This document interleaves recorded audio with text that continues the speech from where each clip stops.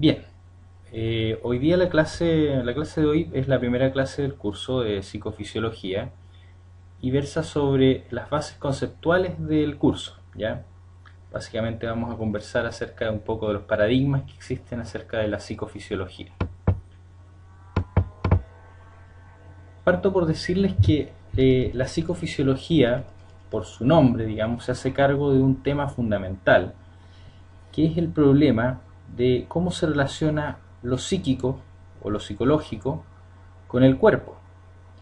Este problema, en realidad, antes de pasar a la psicofisiología o a la psicología tal vez como ciencia, pertenecía al dominio de la filosofía. Y los filósofos desde los filósofos griegos hasta los filósofos modernos han estado discutiendo este problema, cómo lo mental se relaciona con lo físico, cómo lo mental se relaciona con el cuerpo, cuáles son la noción de esta relación mente-cuerpo. Y en la psicofisiología se hace más perenne esta relación. Voy a partir esbozando algunos de los objetivos transversales de la psicofisiología, ¿ya? Y el objetivo central de este curso y de la psicofisiología también es el análisis de cómo estos mecanismos biológicos, ¿cierto? Lo fisiológico, lo corporal, subyacen al origen del comportamiento y al origen de lo mental también, ¿cierto? Los procesos cognitivos. Se busca por lo tanto una explicación del comportamiento, entiéndase por comportamiento no solamente la conducta explícita, sino que también los procesos cognitivos y mentales, ¿ya? Se busca entonces la explicación de este comportamiento, entendido en un sentido amplio, en el operar del sistema nervioso. Esto es, en su modo de funcionamiento. Para ello es necesario, por lo tanto, conocer los componentes del tejido nervioso, ¿cierto? Las neuronas, su funcionamiento y su organización, y también conocer cómo está estructurada la anatomía del sistema nervioso y la fisiología del sistema nervioso, para tener una adecuada localización espacial de los componentes y sus relaciones. Es decir, cómo funciona cada uno de los sistemas al interior del sistema nervioso. Vamos a ver que existen varias delimitaciones de sistemas que funcionan y que cumplen diferentes funciones, ¿ya? ¿Cuál es la relación entonces entre la psicología, la psicofisiología y la neurociencia, digamos?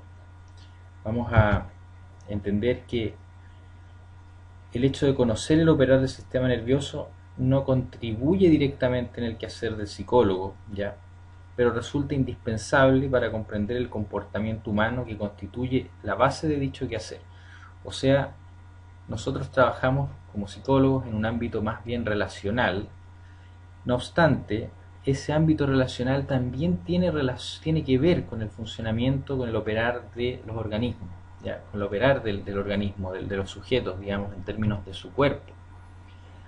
Porque vamos a ver que en realidad cualquier proceso psicológico, cualquier proceso interactivo a nivel de por ejemplo, una conversación terapéutica o una interacción educacional o cualquier cosa que hagamos con personas, finalmente eso se traspasa al operar del sistema nervioso de esa persona. Entonces, si nosotros conocemos ese operar, vamos a poder ser más objetivos en nuestro quehacer como psicólogos, ¿ya? Y en ese sentido, más que objetivos, vamos a tener más claro concretamente qué es lo que estamos haciendo cuando lo estamos haciendo. Déjenme llegar a ese punto, digamos. Al final de la clase vamos a reflexionar acerca de eso, acerca de por qué este curso, digamos, de psicofisiología se justifica en la malla de un psicólogo actualmente y por qué es tan importante, digamos, hoy en día conocer la psicofisiología, por qué los avances de la ciencia psicológica están relacionados con este ámbito, con el ámbito de las neurociencias y la psicofisiología. Bien, Entonces vamos a ver que este problema fundamental que subyace a la psicofisiología y que subyace epistemológicamente, un problema epistemológico para la psicofisiología, que es justamente versa sobre la relación mente-cuerpo. Y también hay un segundo problema, un segundo nivel del problema, digamos, que versa sobre la relación entre sujeto y objeto, ¿ya? O sea, habría un doble problema, habría un problema que es compartido con la psicología, que es la relación sujeto-objeto, o sujeto-sujeto, digamos, que finalmente es una relación sujeto-objeto, y el problema mente-cuerpo, digamos. Esos dos problemas, que son problemas de la filosofía fundamentalmente, problemas que han sido tratados y todavía aún es un debate todo esto, ¿ya? Vamos a tratar de al final de la clase yo voy a concluir que en realidad esto todavía no está resuelto del todo, ¿ya? Está en proceso digamos, de llegar a una conclusión, pero en este curso nosotros nos vamos a anclar a una de las posiciones más fuertes en este debate. Sin embargo, no vamos a desconocer las demás, digamos. Vamos a tratar de entender por qué cómo funcionan las demás y criticarlas desde la posición del curso, ¿ya? Entonces vamos a partir pensando que en realidad para solucionar este problema mente-cuerpo y sujeto-objeto, la psicofisiología ha planteado diferentes paradigmas. ¿Qué es un paradigma? Fundamentalmente un paradigma es un conjunto o una especie de núcleo de explicación, un núcleo argumentativo, digamos, que tiene ideas epistemológicas y ideas ontológicas a la base, digamos, y a partir de esas ideas articula un argumento. Es una articulación argumentativa, ¿ya? Eso vendría a ser un paradigma. Dentro de la psicofisiología, al menos vamos a destacar tres paradigmas. En realidad estos tres paradigmas tienen diferentes aproximaciones en función de cuál autor, digamos, que ustedes se pongan a revisar. No obstante, podemos hablar de que hay tres estadios, si se quiere, paradigmáticos dentro de la psicofisiología. Como les decía, están el paradigma cognitivista, el paradigma informático y el paradigma neuronal. Estos más o menos en ese mismo orden fueron surgiendo en el devenir de los tiempos, digamos, ¿ya? Más o menos el informático y el cognitivista más o menos están paralelos, por ahí por los años 50 surgen todos estos dos paradigmas, y el neuronal viene a surgir más hacia los años 70 y 80, ¿ya? Del siglo pasado. Bueno, vamos a hablar un poco acerca del primer paradigma, que es el paradigma cognitivista. ¿Qué es el cognitivismo? ¿De dónde viene el cognitivismo? El cognitivismo fundamentalmente proviene y tiene sus fuentes en el racionalismo cartesiano, ¿ya? Fundamentalmente desde la duda metódica de Descartes, donde Descartes separa este ámbito de la res cogitans, por un lado, o la cosa pensante o la cosa cognoscente, digamos, y la res extensa por el otro, que es la cosa medible, digamos, o que ahí entraría en todo el ámbito de los objetos físicos del mundo, digamos, el mundo físico, el aspecto de los aspectos ambientales.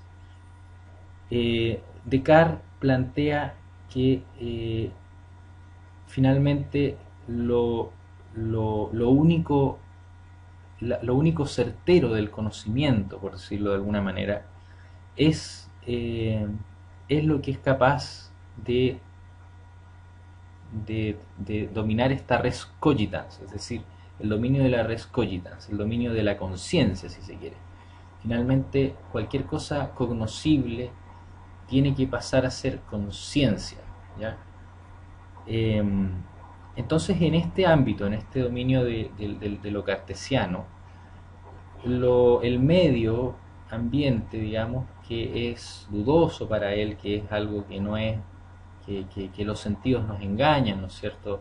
Eso es lo que plantea. De todo eso yo puedo dudar de cualquier argumento, de cualquier cosa del mundo, digamos, pero de lo único que no puedo dudar es que es el proceso mismo de la duda, digamos. Esa es como la duda metódica de Descartes, ¿no es cierto? Y ese es el proceso cognoscitivo en tanto tal.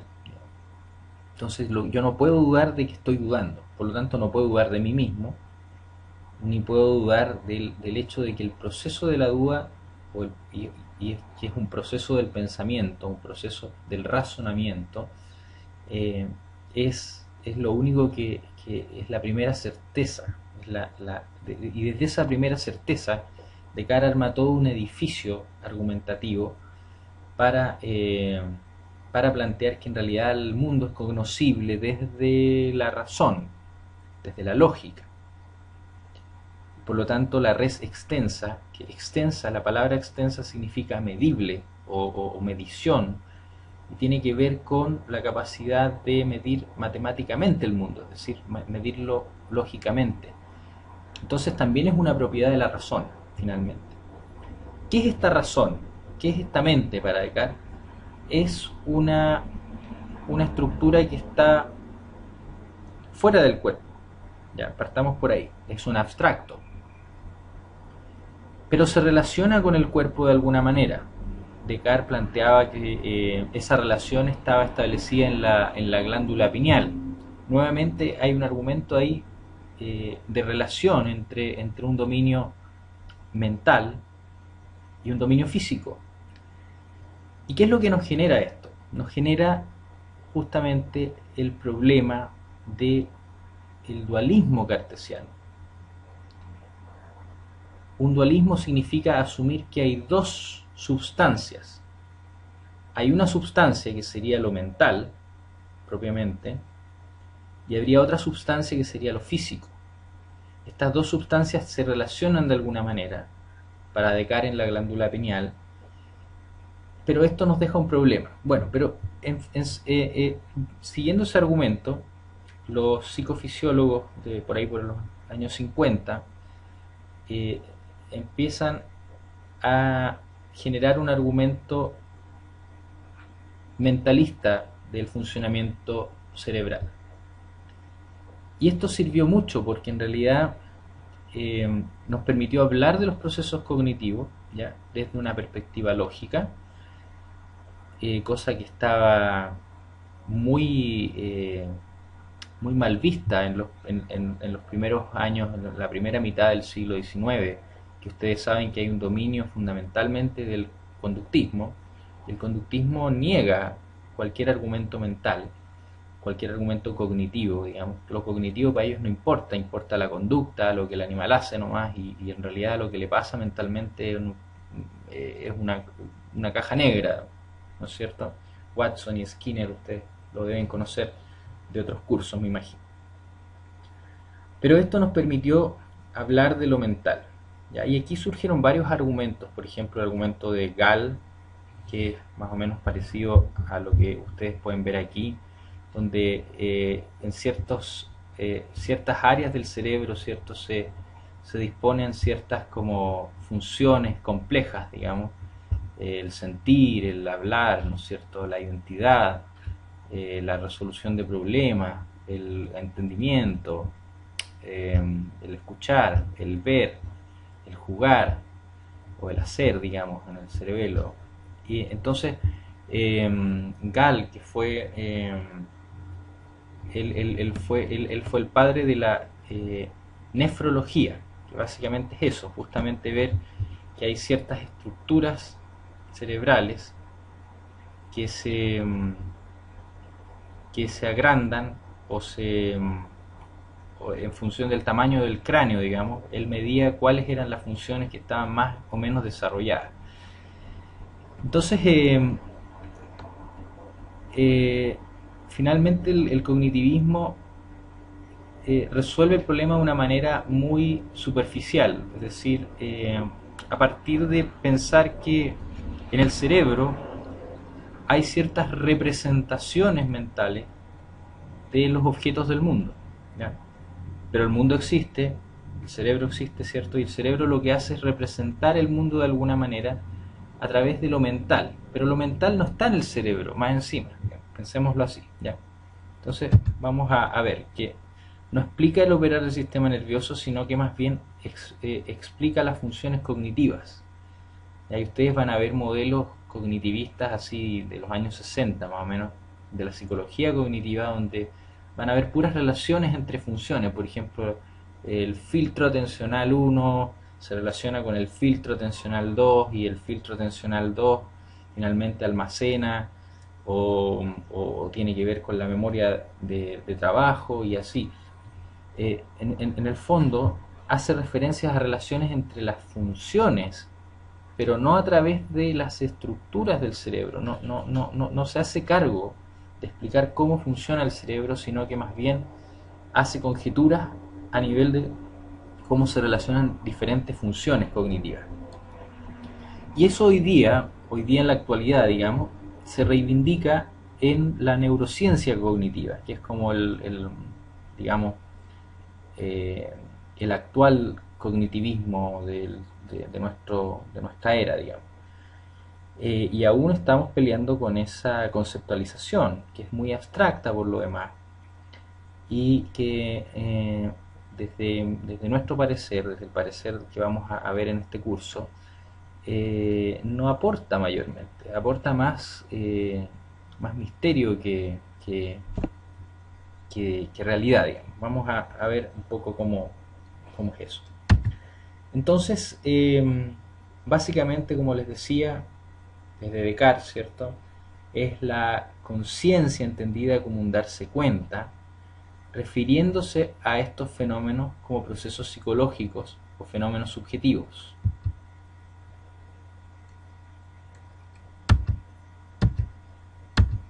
Entonces los procesos psicológicos surgirían por el operar de la mente, que es una entidad inmaterial que tiene al cerebro como su sustrato material. Las relaciones entre mente y cerebro son explicadas de diversas maneras. Básicamente, lo que es interesante aquí es esta mirada, digamos, que ustedes pueden ver acá. O sea, el cuerpo, el cerebro, digamos, mira a través de los ojos un objeto en el mundo, esta paila con huevos, ¿no es cierto? Y en la mente habría como un teatro, una especie de teatro, el teatro cartesiano, que es muy famoso, digamos, que ustedes pueden leerlo en Dennett también. Y la mente sería un homúnculo aquí adentro del cerebro, digamos, que estaría expectando lo que ese cerebro le está presentando, ¿no es cierto? Por lo tanto, la mente o la conciencia, digamos, opera a través de representaciones abstractas del mundo que son traducidas en términos simbólicos, o sea, en términos de símbolos, conceptos, ideas, ¿cierto? Y estas son las unidades con las que la mente trabaja. Es decir, el cuerpo trabaja con unidades físicas, bordes, figuras, objetos, sonidos, fotones, ondas. Eso de alguna manera el cerebro lo transforma en una proyección o en una representación, y la mente lo que hace es finalmente trabajar esos objetos como símbolos. ¿Ya? El cognitivismo ha tenido una influencia importante en la psicología, por cierto. Ustedes van a ver que en muchos de los cursos que ustedes hagan van a poder leerlos desde el cognitivismo, van a poder darse cuenta de que este cognitivismo está ahí presente en el lenguaje, ¿ya? En la lingüística, sobre todo, Chomsky, digamos, muchos de los lingüistas, incluso más clásicos, Peirce, digamos, ellos fueron propios de esta revolución cognitivista, que en realidad era una contestación al conductismo radical, digamos, ¿ya? De Skinner, sobre todo. Ya la pelea de Chomsky es con Skinner, digamos. Entonces, finalmente caemos en una sobreabstracción del operar del sistema nervioso para recuperar un terreno perdido, digamos, que era el terreno de lo cognitivo, de lo mental, siendo que se podía recuperar de otra forma, digamos. Si Chomsky o muchos de los autores cognitivistas de ese momento hubieran leído a los psicofisiólogos del siglo XIX, antes de que emergiera el conductismo como filosofía imperante, digamos, en la psicología, eh, se hubieran dado cuenta que existía otra forma, ¿ya? Vamos a ver más adelante esa otra forma de la que estoy hablando, ¿ya? Pero lo que me interesa que en este momento les quede claro es que el cognitivismo plantea, por un lado, una dualidad entre mente y cuerpo.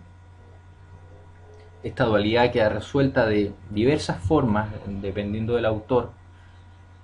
La mente, fundamentalmente el cognitivismo explica el operar de la mente en tanto que opera con representaciones y con símbolos que son la representación de una realidad externa con la cual se relaciona el sistema nervioso, digamos.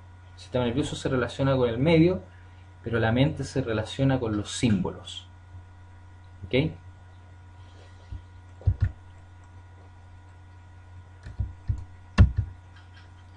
Voy a hablarles un poquito acerca del dualismo versus el monismo, digamos, solamente para aclarar un poco estos puntos. Son dos posiciones epistemológicas, por supuesto. Las propuestas monistas consideran que hay una sola entidad comprometida en la génesis del comportamiento. Según esta sea material o inmaterial, se habla de monismos materialistas o monismos espiritualistas o monismos idealistas. Por ejemplo, el de Descartes vendría a ser un dualismo, ¿cierto?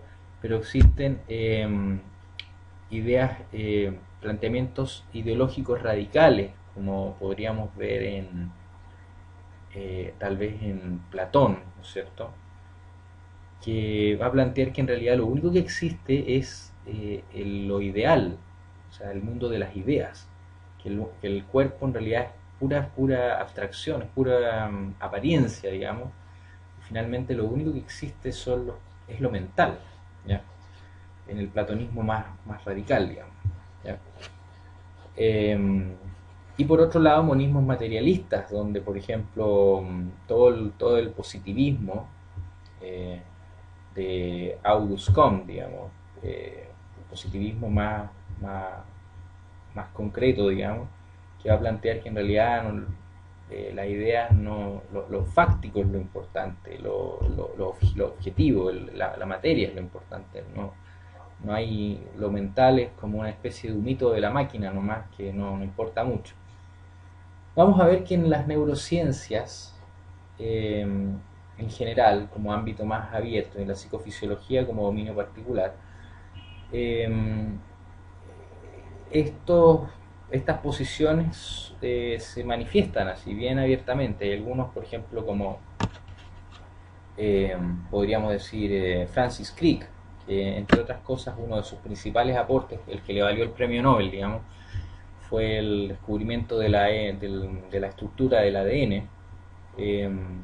Pero Francis Crick después tiene toda una segunda etapa donde se dedica a los problemas de la neurociencia, digamos, ¿ya? A más bien discutir sobre este problema mente-cuerpo, y finalmente él dice eh, cualquier pensamiento es banal, digamos, porque en realidad es un paquete de neuronas el que funciona. Entonces esas posiciones, las posiciones monistas materialistas, en realidad son posiciones bastante reduccionistas. Vamos a hablar de eso más adelante, del reduccionismo en la, en la neurociencia.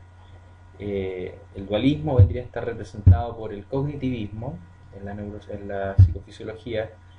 El monismo materialista vendría a estar representado por este reduccionismo que les decía, el reduccionismo de la neurociencia, el reduccionismo neuronal, ¿ya?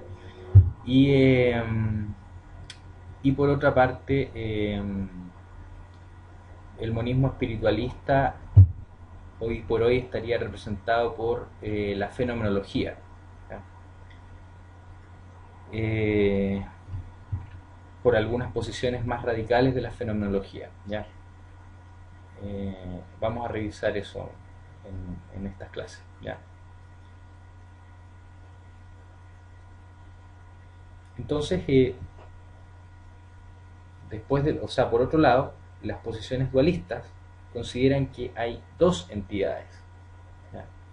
Monismo es una sola entidad, dualista son dos entidades, dos sustancias comprometidas, que una necesariamente es material y la otra es inmaterial, ¿ya? Esto proviene en general de la filosofía, ya fundamentalmente Platón y Aristóteles. Platón era más monista espiritualista, digamos. Aristóteles podríamos decir que era dualista en su modo de pensar. La metafísica, digamos, de Aristóteles.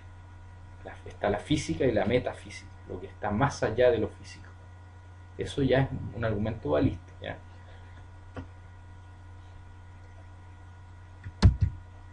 Bueno,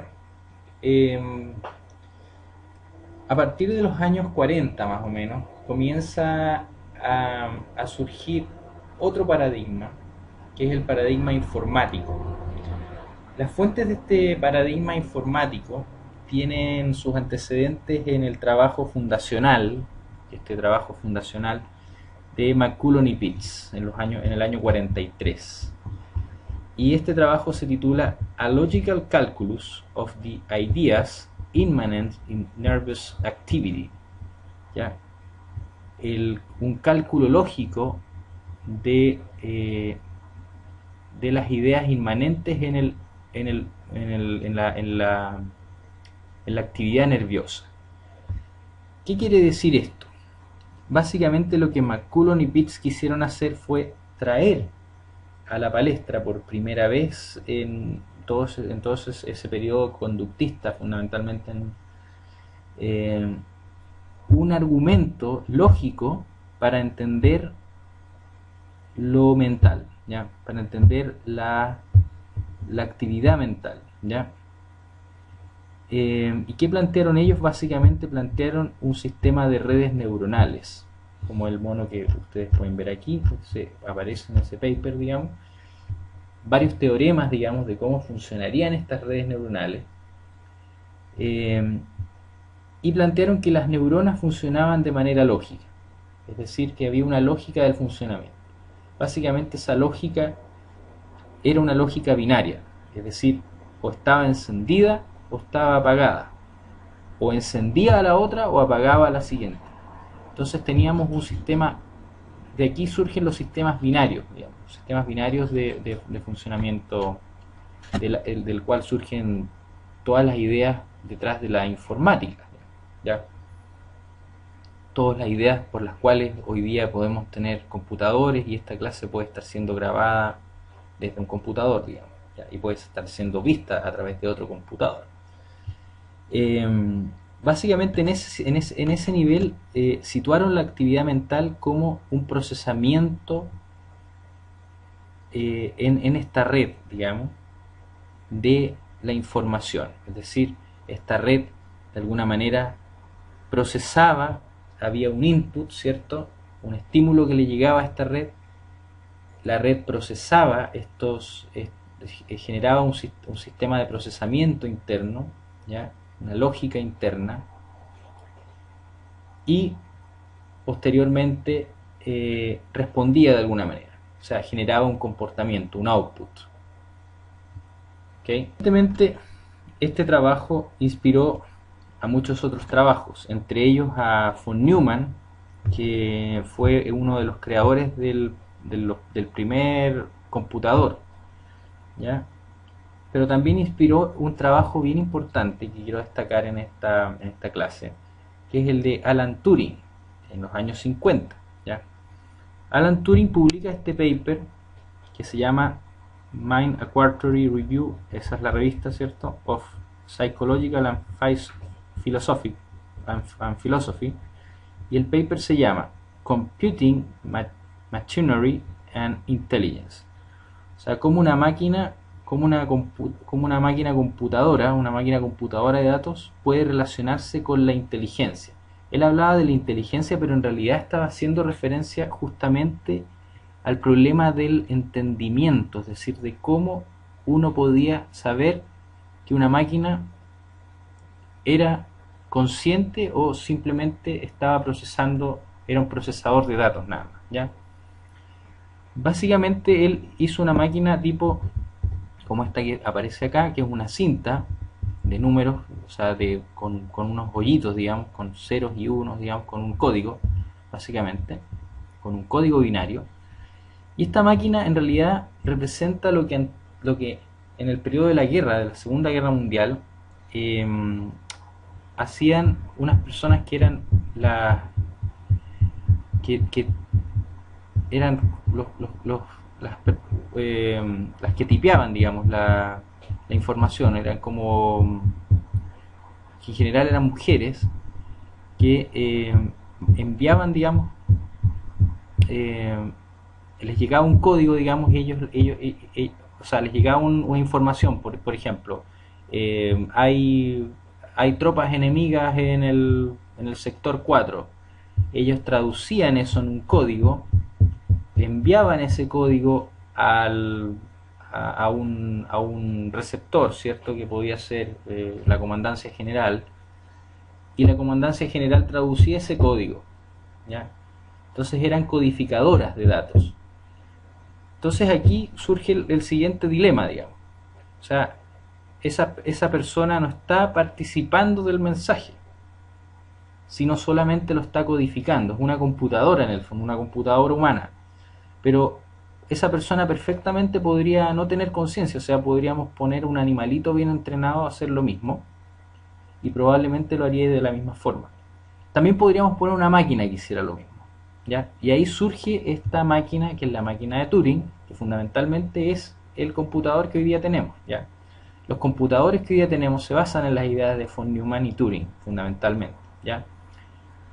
Les voy a contar una anécdota, un dato rosa por aquí. Esta clase no sea tan aburrida, ¿ya? Ustedes conocen la marca Mac, me imagino, ¿cierto? Macintosh, Apple Macintosh, ¿ya? Y esa marca tiene una manzana mascada, ¿cierto?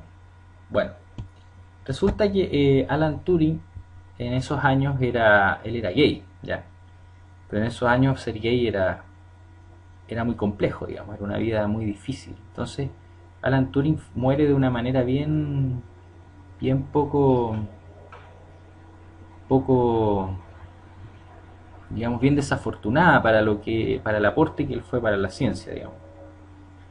Él se envenena mascando una manzana y cuando lo encuentran su cuerpo, digamos, y esta manzana con una mascada. Entonces de ahí digamos, se me olvida el nombre, Steven Jobs, digamos, que fue el fundador de la marca, toma esta metáfora, digamos, de la manzana mascada de Turing para ponerla como logo de su marca. Imagínense cómo fue importante la influencia de Turing en los primeros computadores. Estaba IBM y estaba Macintosh, Apple, digamos, ¿ya?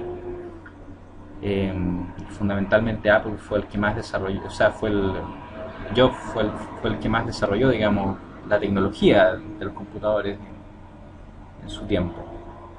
Bien, esto como un dato rosa, ¿no? Lo importante es que entendamos que esta máquina tiene ciertos códigos internos que codifican. Para Alan Turing, la solución del problema de cómo uno puede atribuir conciencia a una máquina, porque para Turing cualquier organismo biológico, digamos el sistema nervioso, era una máquina, era un procesador de información, más complejo, pero era finalmente un procesador de información, ¿ya? ¿Qué es lo que pasa? Él plantea lo siguiente, él plantea el dilema de la máquina de Turing, que consiste en lo siguiente. Si hay un observador que es capaz de coexistir con esta máquina, o sea, si la máquina, tú le preguntas a la máquina, bueno, hola, ¿cómo estás? Y la máquina te responde, bien, ¿y tú? Bien también. Y después continúas la conversación, digamos, y eres capaz de no darte cuenta que detrás de eso hay un simple procesador de datos, digamos, y le atribuyes conciencia, esa máquina sería una máquina consciente, una máquina pensante, una máquina inteligente. Ese era el concepto de inteligencia para Turing, es decir, una máquina que fuera capaz de engañar a un observador consciente, ¿ya?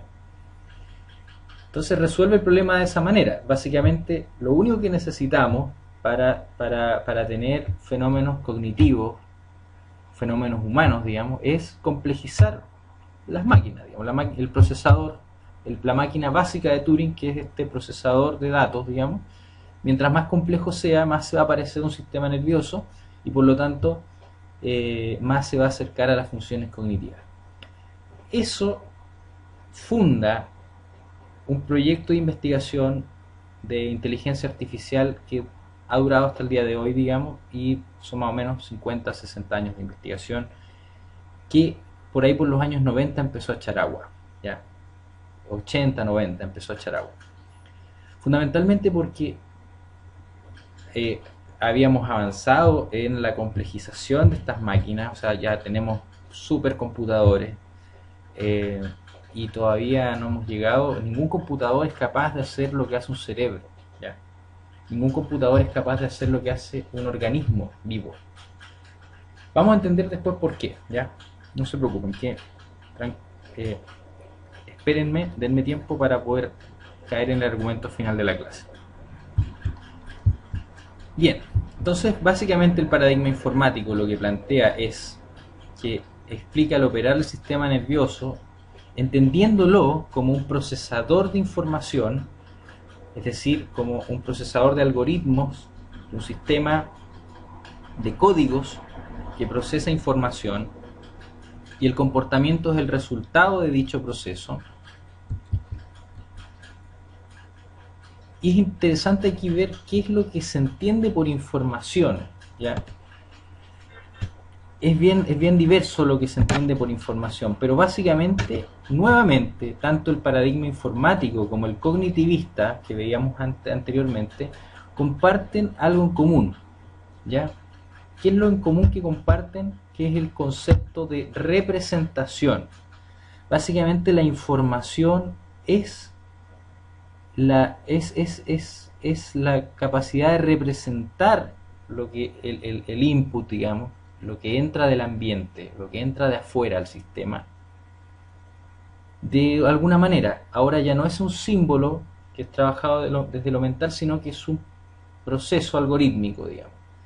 Pero nuevamente aquí los computines, los informáticos, digamos, caen en un conflicto. Porque ¿quién va a describir en términos, o sea, quién es el observador finalmente? ¿Quién es el observador que le da un significado a ese símbolo? Y nuevamente caemos en un mentalismo. Aquí en este nivel se habla de hardware y software, que es el mismo argumento mente-cuerpo del cognitivismo. O sea, nuevamente en el paradigma informático tenemos un remanente del cognitivismo que tiene que ver con esta noción de representación. Finalmente el software trabaja simbólicamente, ¿ya? Es el nivel soft del sistema, y el hardware es el nivel físico donde se procesa el sistema, ¿ya? Básicamente, y la información sería más bien el significado de este procesamiento, ¿ya? Nuevamente es un concepto representacionista, ¿ya? Entonces este representacionismo es el gran paraguas que envuelve a estos dos paradigmas, el paradigma cognitivista y el paradigma informático, ¿ya?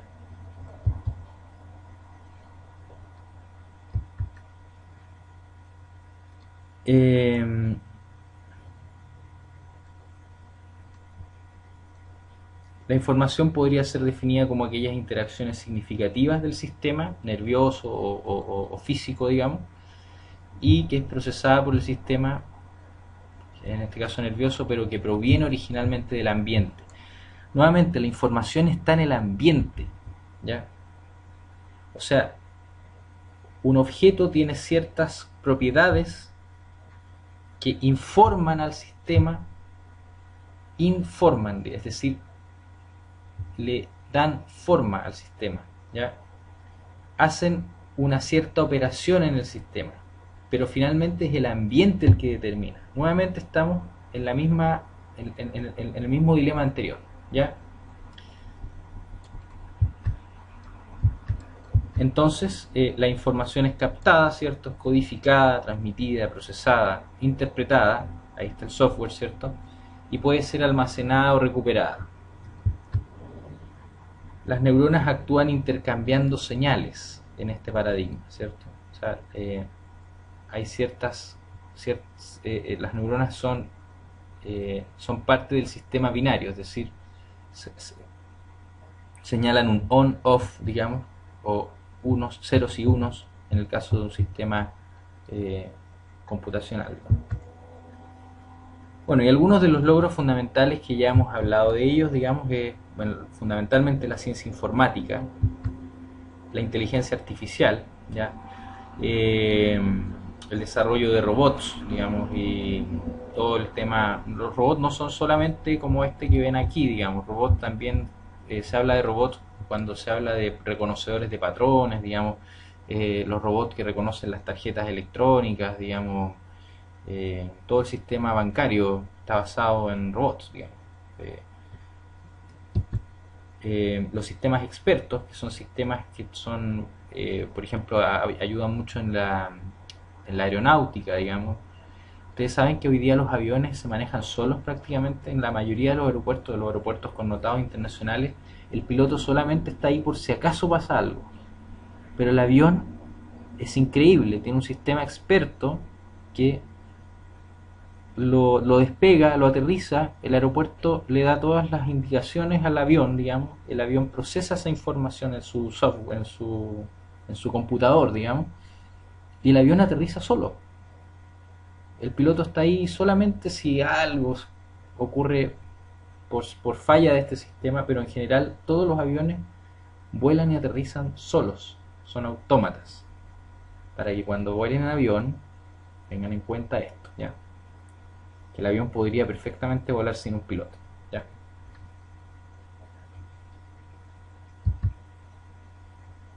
Bueno, eso es un poco. Bueno, el internet también, por supuesto. ¿Qué es lo que pasó? ¿Por qué este paradigma empezó a echar agua? Porque en realidad, mientras más complejizábamos los sistemas, no teníamos las funciones, no teníamos conciencia de eso. Los sistemas por muy complejos que sean, no desarrollan una conciencia, ¿ya? Necesitan un observador. ¿Y quién es ese observador? Es un consciente, es un humano.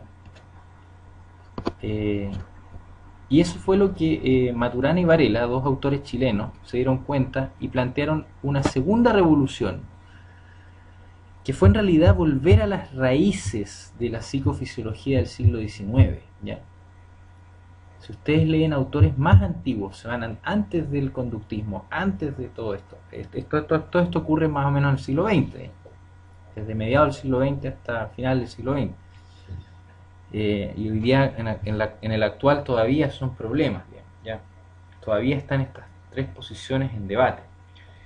Si nos vamos antes, antiguamente se hablaba de conexiones, de conectividad neuronal, se hablaba muy poco de lo mental, de la lógica, ¿ya? De lo matemático dentro del sistema, sino que el sistema en realidad tenía una naturalización. Y eso fue lo que Maturana y Varela rescataron en dos publicaciones fundacionales también de un nuevo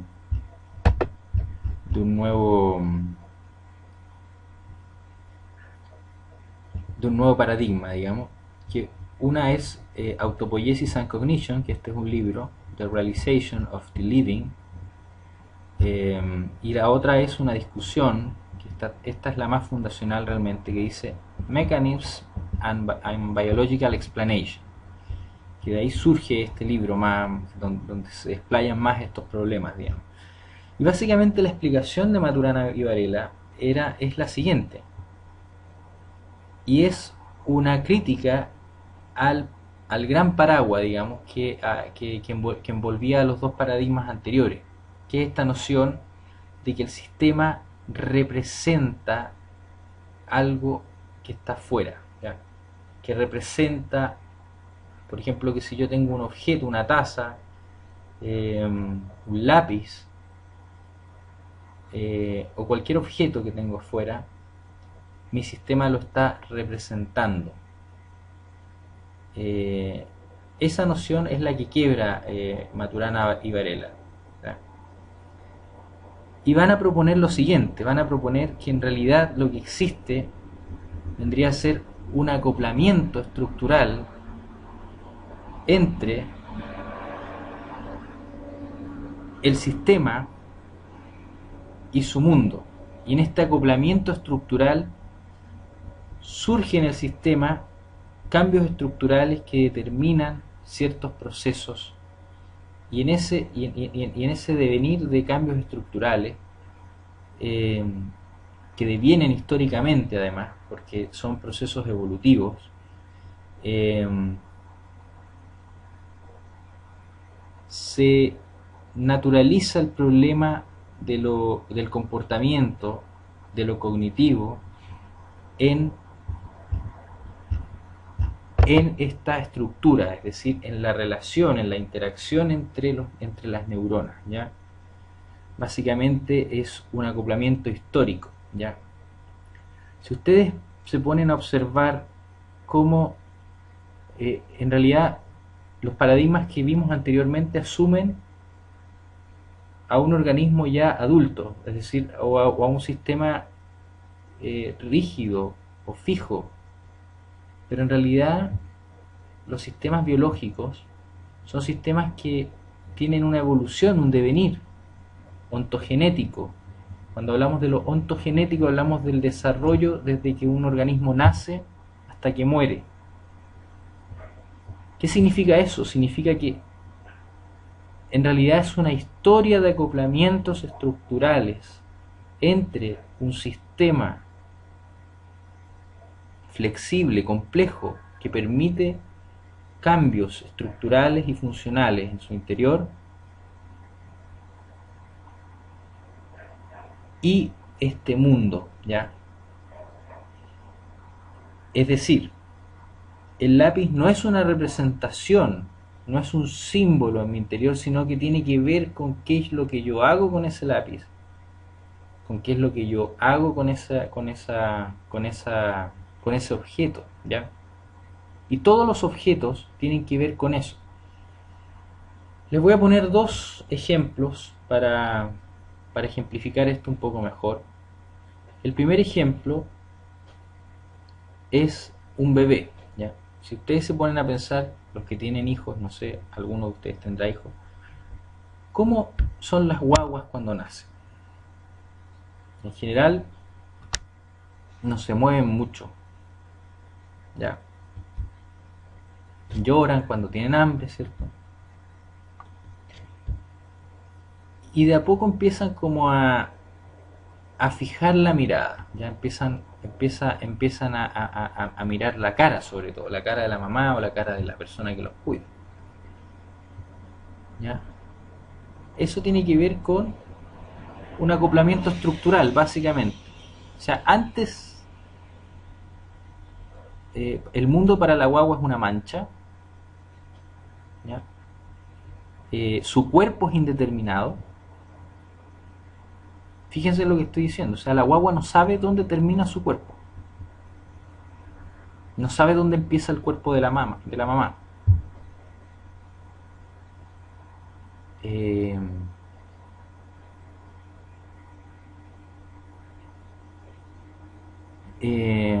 Es un ser indeterminado en el fondo, hasta que comienza a explorar su mundo, a conocer su cuerpo, a moverse. Es tan importante el movimiento, al menos para la adaptación de los organismos que tenemos un sistema nervioso, en particular los humanos, ¿no es cierto?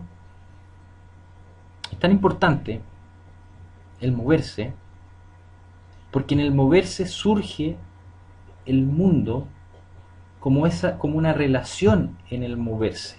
¿ya? Este concepto Maturana y Varela lo plantean como en acción, en action, ¿ya? Es decir, todo proceso cognitivo es una circulación en cómo yo me muevo con las cosas del mundo y cómo esas cosas del mundo se mueven conmigo. Nada, nada preexiste al sistema, no hay un objeto que preexista al sistema, ¿ya? Antes de que el sistema comience a moverse con ese objeto, en esa relación. La cara de la mamá no existe hasta que la guagua recurrentemente la ve y sabe que al contactarse, al hacer contacto visual con la madre, hay un acoplamiento que le permite, por ejemplo, comer o satisfacer sus necesidades. Cuando la guagua empieza a gatear, empieza a aparecer otras cosas del mundo. Por ejemplo, empieza a aparecer la espacialidad. Antes la guagua no concebía el espacio. Ustedes han jugado con las guaguas cuando está, no está, y le tapan los ojos a la guagua, o ustedes la guagua se tapa los ojos y dice, está, no está, y desaparece. Ese es un concepto que también está. O sea, la guagua cuando cierra los ojos piensa que el mundo desaparece para ella. Se demora un buen tiempo en ver que en realidad cuando cierra los ojos el mundo que está afuera sigue allí. Eso es tan radical, es tan importante estudiar, entender que los procesos cognitivos están en una encarnación, que el concepto en inglés es embodiment, están en una encarnación con este devenir de acoplamientos estructurales con el mundo en la historia de cada individuo. Es tan importante esto, ¿ya? Vamos a hablar después un poco más de esto cuando en la segunda clase hablemos de digamos, el marco teórico del curso. Un poco vamos a profundizar en estos temas, ¿ya? El segundo ejemplo que les voy a dar es uno de unos gatos, un experimento que se hizo por ahí por los años 70. Eran dos gatos hermanos de una misma camada, digamos, que los mantuvieron en oscuridad y solo los sacaban a caminar, pero había una diferencia. Un gato iba en una canasta, digamos, y el otro gato cargaba con esa canasta, es decir, la canasta tenía unas rueditas, ¿cierto? Y el otro gato circulaba con el otro gato. Entonces, ambos gatos tenían, entre comillas, experiencia visual, ¿no es cierto? Porque ambos iban mirando, digamos, pero el gato que caminaba iba haciendo una cosa que el gato que iba en la canasta no iba haciendo, ¿ya? El gato que iba caminando iba sincronizando, en el fondo, iba generando una circulación entre lo que veía, entre el enfoque visual y su movimiento y la generación de su movimiento, es decir, las patas, el contacto con las patas y con el suelo, digamos, y lo visual, ¿ya? Ambos en la oscuridad, digamos, podían moverse, ¿ya? Pero en el día, digamos, solamente hacían este ejercicio de uno circulaba en la canasta amarrado, digamos, y el otro caminaba. ¿Qué creen ustedes que pasó? Si nos adherimos a este paradigma en activo de la cognición, ¿ya? El paradigma al origen del paradigma neuronal, ¿no es cierto? El gato que estaba en la canasta, o sea, el gato que estaba caminando, digamos, se desarrolló normalmente, evidentemente, se caminaba y podía hacer todo, digamos. Y el de la canasta quedó ciego. Todas sus estructuras estaban indemnes, es decir, no había un tema estructural de por medio, pero estaba este acoplamiento estructural entre el hacer y el percibir el mundo no se dio. Entonces el gato no generó estas relaciones, y como no generó estas relaciones, se movía como un gato ciego, era equivalente a ver un gato ciego. No le podemos preguntar si veía algo o no, pero probablemente lo que veía no tenía un sentido visual. Porque para desarrollar un sentido visual hay que moverse en el mundo. Hay un caso también, que es el caso de los esquimales, digamos, o sea, de algunos de los esquimales que ven varios colores blancos, ¿no? Que son capaces de distinguir una gama de colores blancos que uno no es capaz de distinguir nada, o sea, uno distingue blanco, ¿no? Pero los esquimales tienen un montón de variedades de blanco, porque evidentemente viven en la nieve, ¿cierto? Viven en lugares donde son muy blancos. Entonces esa sutileza del sistema perceptual se da en el acoplamiento con dicho ambiente. O hay otro caso de una tribu, digamos, indígenas africanas, donde hay muchas planicies, digamos, donde no hay ningún punto de referencia y el sentido de profundidad en ellos está alterado. Por ejemplo, pueden ver a un jabalí y un árbol. El jabalí está a una cierta distancia del árbol y ven que ellos dicen, el jabalí pequeñito, el jabalí es chiquitito. No son capaces de ver que está más lejos. Hay un montón de casos, digamos, de alteraciones del proceso que tienen que ver con las adaptaciones que finalmente se dan en los distintos ambientes. Finalmente el proceso cognitivo tiene que ver con esto, con la relación entre... Hay dos niveles de cierre operacional. Un primer nivel es a nivel del sistema nervioso, es decir, el bucle sensorio-motriz a nivel del sistema nervioso. Y el segundo cierre operacional es entre el sistema nervioso y la relación con el ambiente, que vendría a ser este acoplamiento estructural del que estábamos hablando recién. Entonces, más o menos, el paradigma neural va a plantear que el operar del sistema nervioso desde la interacción de las neuronas, ¿ya? Y el comportamiento resulta de dicha interacción, ¿ya? El comportamiento surge del funcionamiento del sistema nervioso, que es una red compleja y operacionalmente cerrada de interacciones entre neuronas que tiene una cierta organización y una estructura, y en la relación con el ambiente, ¿ya?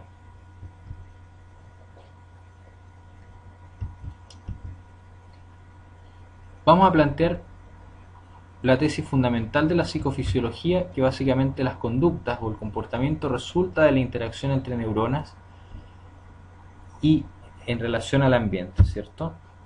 Las conductas resultan de la interacción sináptica de las neuronas entre sí y con tejidos efectores, y la psicofisiología busca explicar el origen de las conductas específicas, identificando la intrincada red neuronal que está detrás de esta interacción, ¿ya?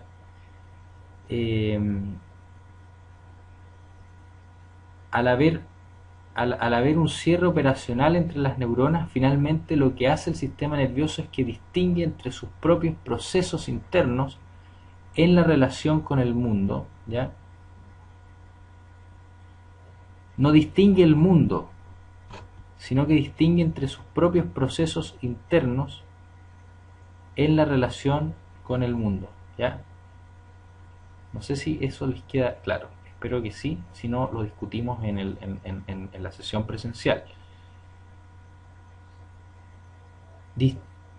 Esta distinción, las distinciones que hace el sistema nervioso son de sus propios estados internos, es decir, de la interacción o del resultado de la interacción sináptica entre las neuronas en esta red cerrada. Por eso hay un cierre operacional en el sistema nervioso, ¿ya?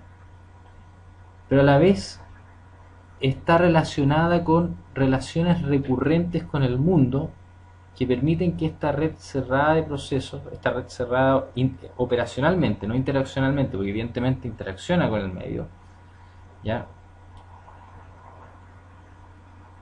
Y esa es la cognición finalmente, es el resultado de ese cierre interaccional, ¿ya?